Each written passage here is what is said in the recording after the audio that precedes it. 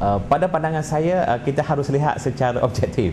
Okey, tentangan ataupun tindak balas golongan yang membentuk 70% demografi pengundi ini, dan contohnya di P036, bukan sahaja kepada UMNO.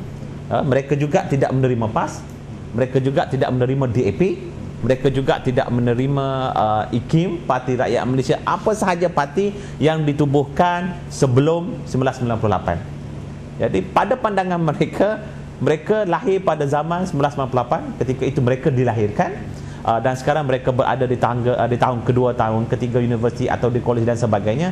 Yang mereka kenal hanya seorang pemimpin, walaupun bukan faktor utama, seorang pemimpin iaitu Anwar Ibrahim pada waktu itu.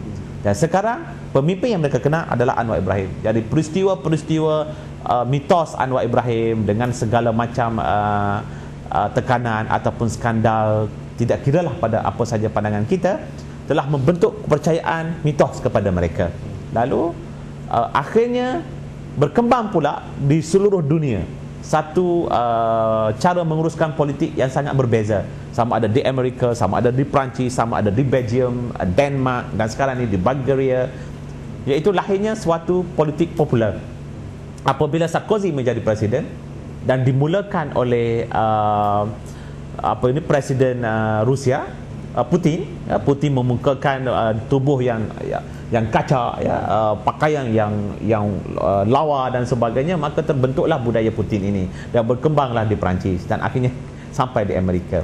Lalu akhirnya kumpulan muda ini telah mengatakan, sebagai satu contoh, Parti Keadilan Rakyat ini sebagai sebuah perayaan, sebuah pesta yang memenuhi acara-acara yang mereka suka untuk memasukinya. Sebenarnya mereka tidak serius, mereka bukan ahli parti, mereka bukan menyokong parti, tetapi mereka anggap sebagai suatu perayaan bagi mereka meluahkan apa sahaja, bekerja dalam semua bentuk, memakai apa sahaja sekaligus. Parti Keadilan Rakyat membentuk lingkaran dan di dalamnya ada PAS, ada DAP dan yang lainnya. Akhirnya Pakatan Rakyat secara holistik dianggap sebagai sebuah gelanggang untuk golongan muda merayakan demokrasi. Bagi mereka, inilah tempat untuk kita mengatakan aku Cina secara terbuka. Inilah tempat yang aku hendak mengatakan aku India secara terbuka. Jadi akhirnya yang mengatakan aku Cina, aku India, aku Melayu tadi secara terbuka telah membentuk suatu pula budaya, aku tak peduli engkau Cina atau India. Sekarang ini, jom kita pergi kedai mamak, kita makan. Lalu budaya inilah yang akhirnya membentuk suatu politik of hope tadi. Dan seterusnya akan menekan politik of fear, iaitu politik yang mengatakan jika kita tidak buat ini, maka akan berlakulah perpecahan kaum. Jika kita tidak buat ini, maka akan berlakulah 1969. Maka tekanan politik of fear itu dinafikan oleh golongan muda.